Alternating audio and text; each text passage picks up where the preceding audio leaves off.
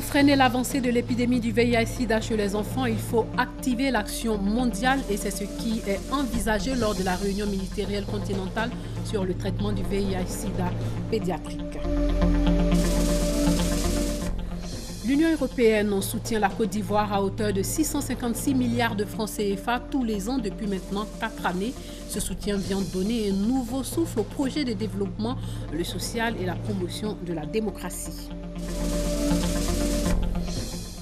Les menaces et défis liés au blanchiment de capitaux et le financement du terrorisme étaient au centre des échanges lors de la 16e réunion ministérielle du GIABA au Cap-Vert. Le ministre d'État, ministre de l'Intérieur et de la Sécurité, a parlé au nom de la Côte d'Ivoire à Praia.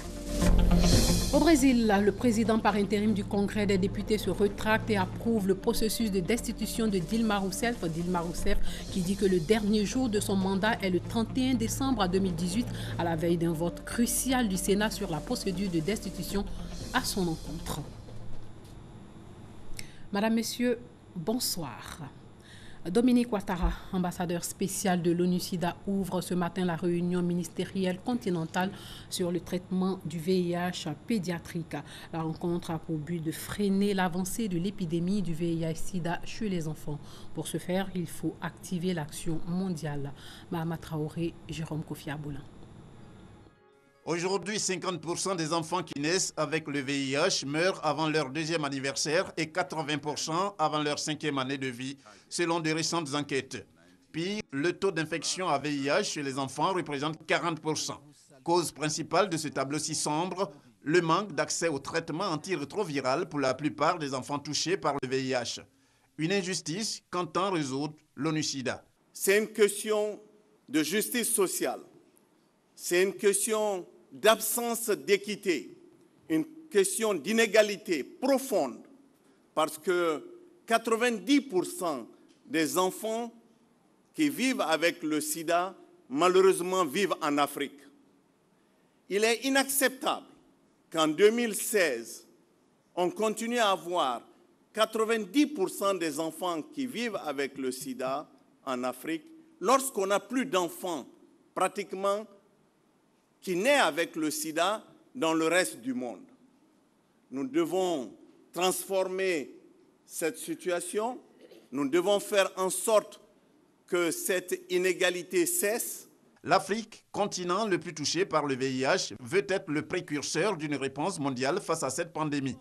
À l'appel donc de l'ONU-SIDA, une dizaine de ministres de la Santé du continent s'est retrouvée à Abidjan ce mardi pour jeter les bases d'une politique d'accès universel aux soins pour tous les enfants malades. Ont aussi pris part à ces travaux des experts et des partenaires techniques et financiers. Nous n'avons eu que réellement 10 jours pour préparer cette activité. Et c'est là où je salue le leadership de Michel Sidibé, qui a mobilisé en une semaine le monde de la lutte contre le VIH-Sida et de façon particulière celui du sida pédiatrique et tous ceux qui donnent de leur temps et de leur argent, parce qu'ils croient fondamentalement en la fin de la transmission mère-enfant et de façon spécifique à la fin du VIH pédiatrique. L'urgence de la situation a justifié la présence à cette rencontre ministérielle internationale de la première dame, Dominique Ouattara. En sa qualité d'ambassadeur spécial de l'ONU-SIDA pour l'élimination de la transmission mère-enfant du VIH et pour la promotion du traitement pédiatrique, elle a exhorté les participants à œuvrer à l'avènement d'une génération sans sida. Créer un monde sans sida passe par des actions plus concertées et systématiques pour que les femmes et les enfants continuent de recevoir de façon durable des soins et un traitement adapté contre le VIH. Nous devons donc travailler ensemble dans un partenariat mondial fort en vue de mettre en œuvre des actions coordonnées et en synergie pour qu'au cours des 5 prochaines années, qui seront critiques selon l'ONU-SIDA, nous puissions venir à bout de l'épidémie du sida. Notre action commune permettra de faciliter un accès équitable au traitement antirétroviral. Cette étape est vitale pour combler le fossé pédiatrique de traitement du VIH, qui constitue un des piliers de l'objectif de l'ONU-SIDA, à savoir 90% d'enfants dépistés, 90% d'enfants sous traitement et 90% de charges virales supprimées. L'ONU-SIDA attend de cette rencontre un accord des États africains concernant une série de recommandations relatives à la prochaine réunion de haut niveau sur la fin du sida qui se tiendra aux Nations Unies en juin prochain. Pour soutenir les projets de développement, le social et la promotion de la démocratie, ce sont 656 milliards de francs CFA qui sont débloqués chaque année par l'Union européenne depuis maintenant 4 ans. L'information a été donnée aujourd'hui même à la première journée de la coopération Côte d'Ivoire-Union européenne. L'aide de l'Union européenne reste alignée sur les priorités de développement du gouvernement, notamment le plan national de développement 2016-2020. Le reportage de Steve Assi et de Francis Boifo. Des stands pour marquer la présence de l'Union européenne UE en Côte d'Ivoire. De l'indépendance en 1960 à 2016, ce sont des centaines de projets que l'UE a réalisés. L'Union européenne appuie la Côte d'Ivoire dans les domaines des infrastructures, de l'agriculture, du commerce, du social et de l'aide budgétaire.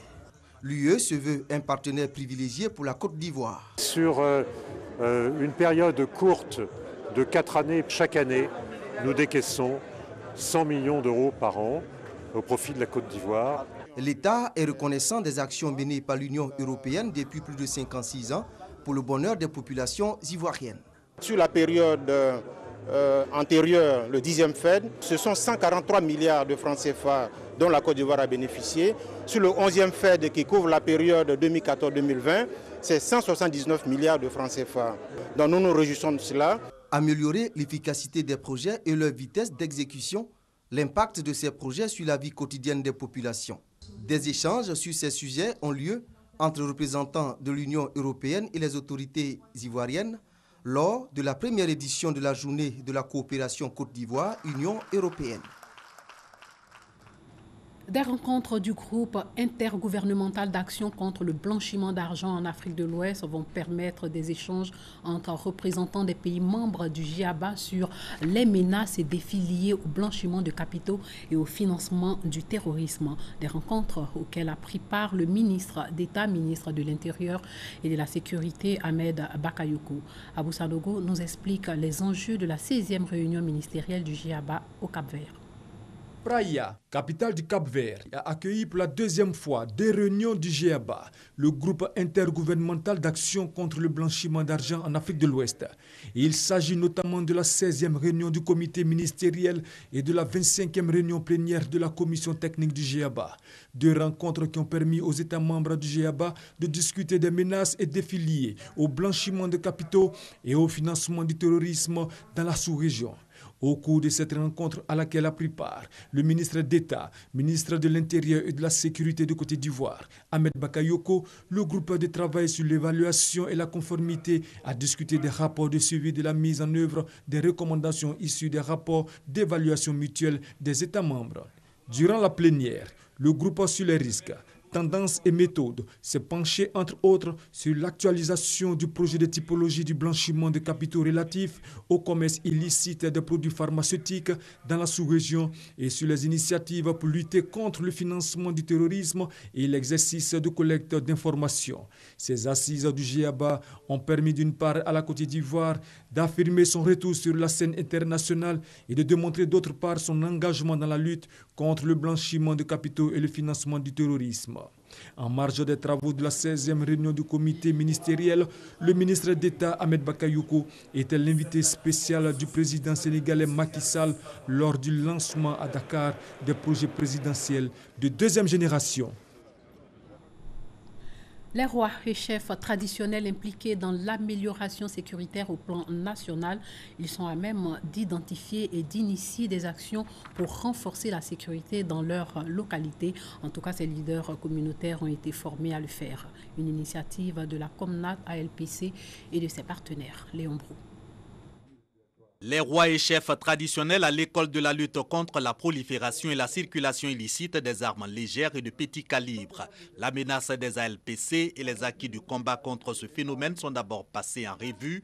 Plus de 11 000 armes déjà collectées et 7 commissions déconcentrées de la Comnat installées.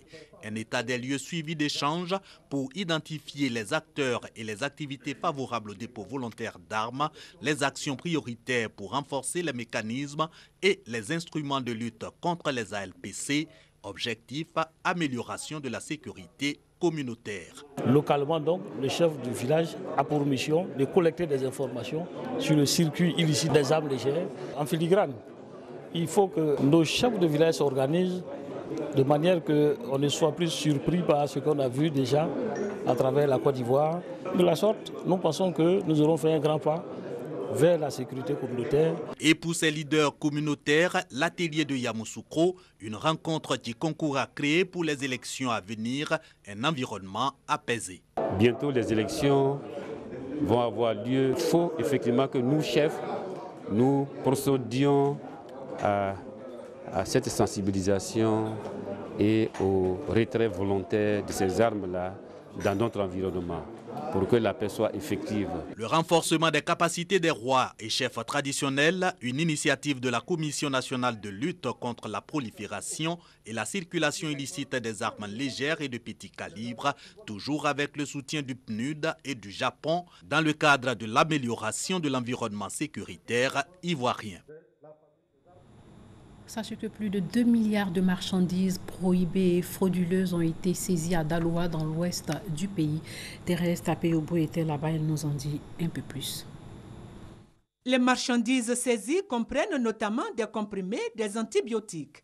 Selon la cellule de prévention et des investigations, ces marchandises, non couvertes par une déclaration douanière, sont estimées à plus d'1,5 milliard de francs CFA. C'est le Comité national de lutte contre la contrefaçon, en collaboration avec les services de la gendarmerie de Daloa, qui a saisi le camion remorque de 50 tonnes contenant ces marchandises frauduleuses prohibées. Le camion provenait de Touba à destination d'Abidjan. On m'a arrêté sur le pont de Désabou et on m'a demandé où est le pièce du camion. J'ai pris le permis. Le locataire qui m'a chargé, je les ai appelés dessus dans les gars de GFB. Actuellement, le camion et les marchandises sont à la 2e légion de la gendarmerie de Daloa.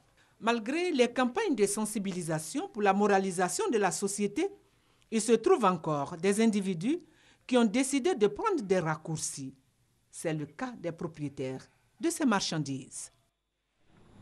Les Ivoiriens réfugiés au Libéria se posent beaucoup de questions. Ils se demandent par exemple comment ils pourront obtenir un emploi s'ils retournent en Côte d'Ivoire. Ils parlent aussi de la question liée aux diplômes obtenus par leurs enfants dans ce pays voisin. Mais la ministre de la Solidarité, de la Cohésion sociale et de l'indemnisation des victimes, Maria Tokone, a dissipé les doutes et a répondu à leurs préoccupations. Elle les a rassurés. Sidonie Davila revient du Libéria. Des craintes, des préoccupations, les réfugiés ivoiriens vivant au Libéria en avaient. Ces préoccupations portaient essentiellement sur les problèmes d'ordre foncier, sécuritaire et éducatif ont été exprimées lors des échanges initiés par la ministre Maria Tokone. Nous avons enseigné en Côte d'Ivoire dans les écoles primaires. Nous avons tout perdu dans la guerre. Quand nous allons rentrer en Côte d'Ivoire, qu'allons-nous faire? Certains ont quitté leur terre. Aujourd'hui, ces terres-là sont données à des gens qui ont fait des travaux payés. Qu'allons-nous faire? La validation des diplômes obtenus en exil, la réintégration des enseignants qualifiés du primaire et du secondaire, l'insertion des jeunes. Ces attentes, qui ne sauraient être des conditions liées à leur retour volontaire, semblent avoir eu un écho favorable auprès des membres de la délégation ivoirienne. Cette délégation était composée des membres du service d'aide et d'assistance aux réfugiés et apatrides Sahara, des autorités préfectorales et des élus des localités des zones de retour des réfugiés ivoiriens, ainsi que la représentante adjointe du Haut Commissariat des réfugiés en Côte d'Ivoire et du ministère de l'Éducation.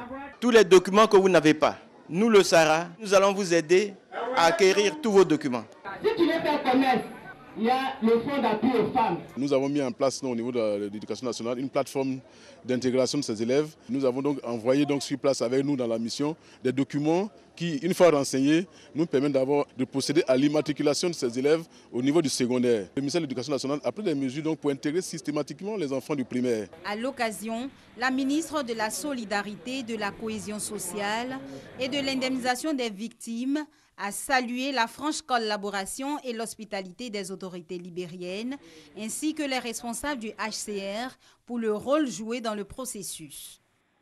Madame la ministre a pu expliquer aux réfugiés tout ce que nous faisons et je crois que ça va avoir un impact positif pour augmenter le retour. Nous allons faire le nécessaire pour accélérer ce processus de rapatriement. Pour nous, c'est un accompagnement. Les abris, nous, le HCR aussi avec nos partenaires, nous vous assistons, nous vous accompagnons à la réhabilitation et la construction de certains abris. Depuis le début de cette opération, le HCR a facilité le rapatriement de plus de 200 000 réfugiés au Libéria voisin. Il espère que les populations vivant dans les camps de réfugiés seront tous de retour en Côte d'Ivoire d'ici fin juillet.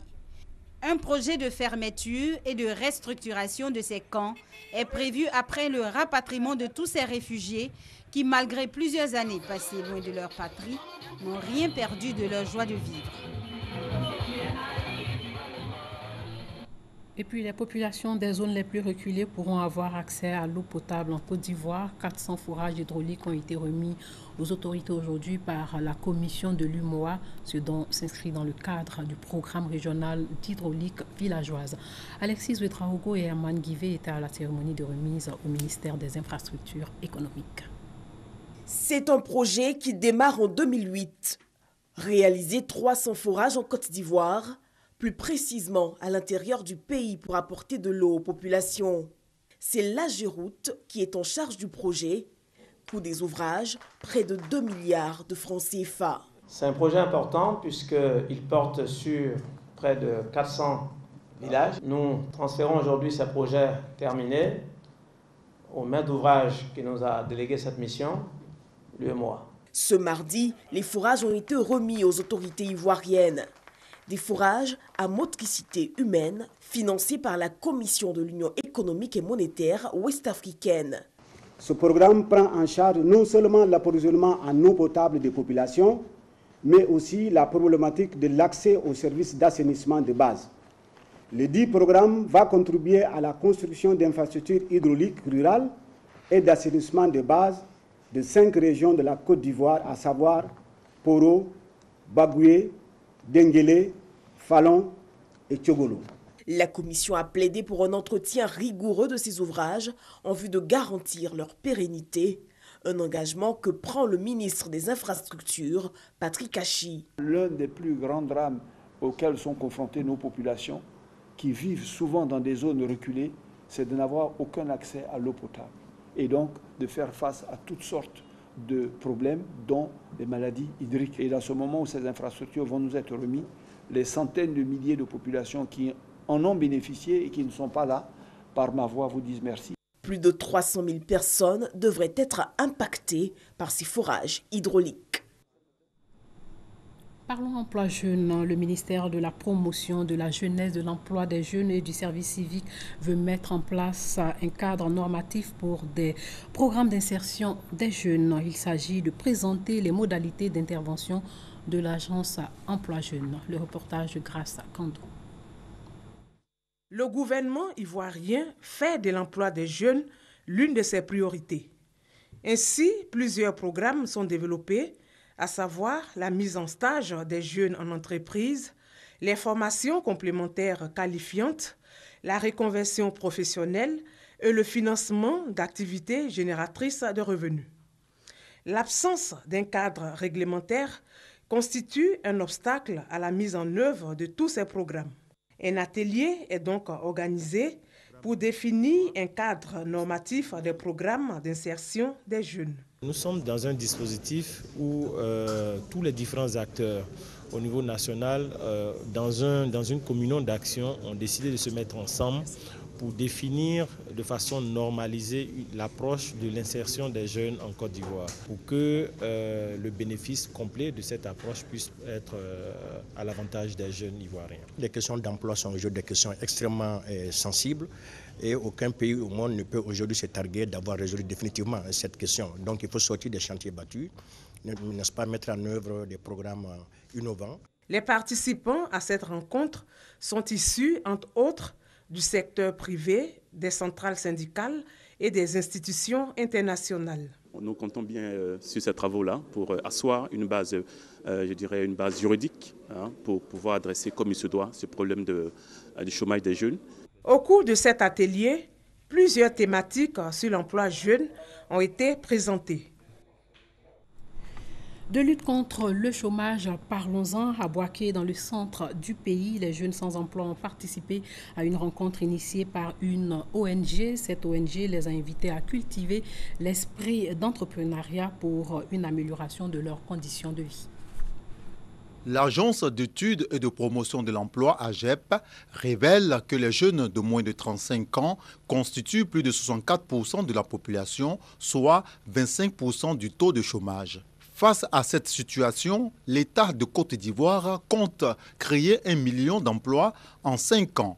Pour l'aider à atteindre cet objectif, des initiatives privées sont prises pour amener les jeunes à se prendre en charge. À Boaké, l'organisation non gouvernementale Oukademe a convié les jeunes à une rencontre d'échange sur l'entrepreneuriat jeune. Rencontre animée par des spécialistes en agronomie et des professeurs d'université. Il est question d'éveiller et de développer l'esprit d'entreprise chez les jeunes scolarisés ou non. Il s'agissait pour nous d'inviter les filles et les fils de Boaké à venir réfléchir à trouver des solutions à cette problématique de l'emploi. Les préoccupations des jeunes sont liées à l'accès au crédit bancaire et à des formations. Ce que moi je souhaite, c'est instruire les jeunes, les former à l'entrepreneuriat et puis leur montrer un certain nombre, la panoplie, un certain nombre d'activités qu'ils peuvent exercer. Aujourd'hui, je vais développer mon activité pour aller en Chine, à Dubaï, pour être autonome financièrement. Ce sont plus de 500 jeunes, issus pour la plupart des couches défavorisées qui ont pris part à cette rencontre sur l'entrepreneuriat au Centre culturel Jacques Aka de Boaké. L'espace situé entre le centre des passeports et l'ancien marché Ménécré sous le 3e pont a été baptisé Henriette Conan Bédier après aménagement. La présidente fondatrice de l'ONG Servir elle-même et le maire Raoul Abi ont inauguré cet espace de détente à Marcory. Ami Sissoko. Marcory, commune chic, commune fleurie. Cette ambition affichée par le maire Raoul Abi se matérialise ce mardi par l'inauguration de l'espace Henriette Conan Bédier. Un espace de détente créé sous le 3e pont à l'entrée d'Anoumambo. C'est un jardin divisé en 3 salons, meublé avec des tableaux des artistes et personnalités qui ont œuvré pour la paix. Ce pont que tout le monde voit s'appelle le pont Henri Conan Bédier. Et qui mieux que son épouse, avec qui elle a partagé près de 60 ans de vie pour soutenir ce pont. Il y a plus de 60 ans que Henriette soutient Henri. Il est bon qu'Henriette soit en bas pour porter ce pont et continuer de rentrer dans la prospérité. Si cette place doit traduire le modèle dont vous me qualifiez, elle doit être d'abord un lieu dédié à la femme, c'est-à-dire le symbole de la douceur, de l'amour du prochain, de la solidarité et de l'entente. Offrir un cadre de vie sain à ses administrés, l'idée ne s'arrête pas seulement à l'espace Henriette Conan Bédier. Dans les mois à venir, la commune de Marcory aura fière allure de quoi faire des heureux. C'est un plaisir pour nous de voir notre Marcory prendre de l'ampleur avec l'embellissement de tous les coins et recoins de Marcory. Avant c'était un marché, avant Marcory, mais c'était Marcory Potopoto. Mais par la grâce de Dieu, Makori a évolué en bas du pont Somme à Paris. 35 espaces sont concernés par ce projet, 6 sont déjà réalisés. Avec la création de ces espaces verts, la commune de Makori rentre de plein pied dans le projet du mouvement des entreprises de France pour faire de Makori une commune écologique. 2 ans après un premier procès en France pour les massacres de 1994 au Rwanda, un deuxième acte s'est ouvert aujourd'hui. 2 anciens bourgmestres comparaissent devant les assises de Paris pour leur participation présumée au génocide. Les 2 anciens bourgmestres qui nient les faits sont accusés d'avoir directement participé au massacre de centaines, voire de milliers de Tutsis en avril 1994 à Kabarondo. Marie-Laure Magnissé, Gabriel Zani. C'était il y a 22 ans maintenant. Des Tutsis et des Hutus modérés massacrés. Au moins 800 000 personnes ont perdu la vie en un mois dans ce génocide. Ce 10 mai, Tito Baraira et Octavien Ngenzi comparaissent devant la justice à Paris. Ces 2 ex-maires rwandais sont accusés d'être impliqués directement dans le massacre de milliers de Tutsis en avril 1994 à Kabarondo, où des réfugiés étaient regroupés au sein d'une église de cette ville à l'est du Rwanda. Ils sont jugés pour crimes contre l'humanité et génocide, mais ils nient, tous 2, ces accusations. Selon l'avocat de la Ligue des droits de l'homme, le génocide ne concerne pas seulement les Rwandais. Sur le premier procès d'il y a 2 ans, nous étions à Kigali. Cette fois-ci, nous sommes dans une commune d'environ 45 000 habitants et dans cette ville, il y a eu des milliers de personnes qui ont été tuées, notamment dans une église, 3500. Et il faut que la communauté internationale, le procès se passe en France, mais ça concerne l'ensemble de la communauté internationale. On a aussi un lien avec ce qui s'est passé là-bas, donc il y a une méconnaissance. Et je pense que c'est aussi ça la responsabilité. Ce procès est le 2e du genre après celui de Pascal Kibikangwa, ancien capitaine de l'armée rwandaise en 2015 à Kigali, où il a été condamné à 25 ans de réclusion pour complicité de crimes de génocide. Les audiences de Tito Baraira et Octavien Ngenzi seront écourtées les lundis et mercredis en raison de l'état de santé critique de Tito Baraira. En France, face au risque de voir le projet de loi travail rejeté à l'Assemblée nationale, le gouvernement français dégaine l'arme constitutionnelle du 49.3 dans une ambiance de règlement de compte entre socialistes. Face à l'absence de majorité, Manuel Valls a fait le choix du passage en force. Pourtant, jusqu'au dernier moment, le gouvernement a tenté de trouver un consensus avec sa majorité. Une pilule difficile à avaler en France. Rodrigo Duterte remporte la présidentielle aux Philippines avec près de 40% des suffrages. L'homme aux déclarations fracassantes a construit sa victoire en s'opposant à l'establishment. Le charisme de Rodrigo Duterte est incontestable. Ses promesses d'éradiquer le crime et ses déclarations provocatrices ont séduit. Au Brésil, Waldir Manao, le président par intérim de la Chambre basse, est revenu ce matin sur sa décision prise la veille d'annuler le vote des députés du 17 avril dernier, un vote qui avait validé la procédure impeachment contre la présidente brésilienne et attendait confirmation du Sénat fédéral. Virage à 180 degrés pour le président par intérim de la Chambre basse du Brésil. Moins de 24 heures après avoir décidé de l'annulation du vote des députés, Waldir Maranhão a annoncé ce mardi qu'il approuvait finalement la procédure. Je suis au courant que ceci est un moment délicat, un moment auquel nous avons un devoir de sauver la démocratie par le débat. Nous ne sommes pas en train de jouer, nous ne jouerons jamais avec la démocratie. Cause de ce rétropédalage, l'injonction du président du Sénat à poursuivre la procédure de destitution visant la présidente. Renan Calleros juge la décision de son homologue de la Chambre basse intempestive et antidémocratique. Être d'accord avec le président actuel de la Chambre basse m'empêcherait d'être impartial. Et je ne veux pas abandonner mon impartialité pour aucune raison. Je n'abandonnerai pas mon impartialité. L'annonce de la décision a enflammé le Sénat.